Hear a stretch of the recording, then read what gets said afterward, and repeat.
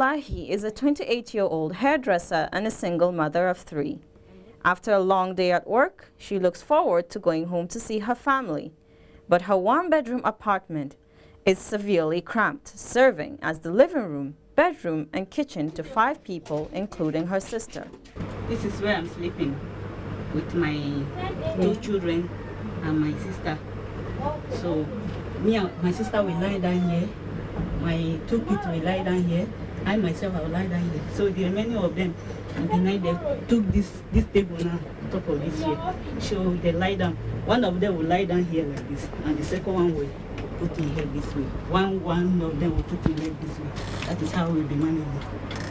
Around 30 to 40% of Nigerians currently live in urban areas, which has led to overcrowding of major cities and has also increased the risk of civil disobedience. The housing deficit is estimated at between 12 to 16 million units and will require about 53 trillion naira or $400 billion to remedy. You can just see somebody living in just one-room apartment with a family, like maybe 5 children, a wife, you have another extended sister with you. It's very bad in this country. Let them improve in Nigeria. We need improvement.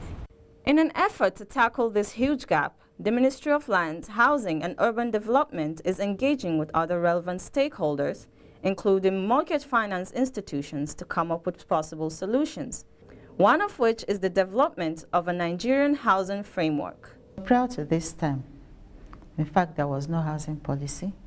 We have a housing and urban development policy.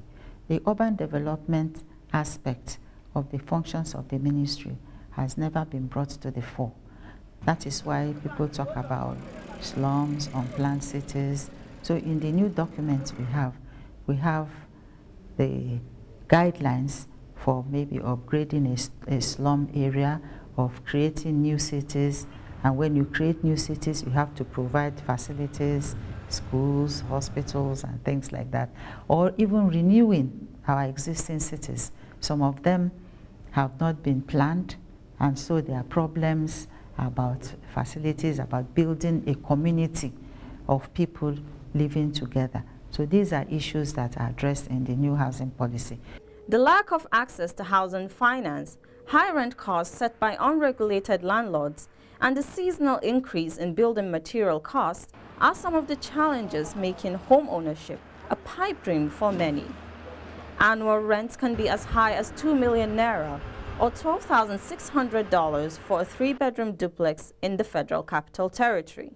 Mortgage financing in Nigeria, because of the high interest rate, it is as if it is non-existent, because you have to reduce the mortgage financing to a single digit, and you can only do that by leveraging on free funds from the private sector, from the government resources, like the pension fund that is long-term, as the coordinating minister said.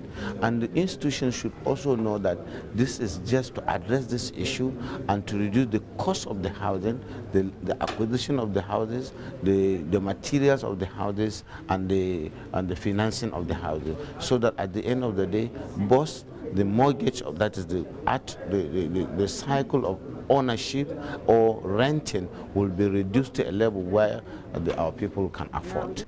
Nigeria's housing framework may still be in its infancy stages, but already faces the Herculean task of resolving a mounting housing problem in a country where rapid urbanization places cities' resources under additional pressure on a daily basis. The key test will be whether mortgage finance institutions find a way to work with government to meet the 53 trillion naira deficit that currently exists in the system.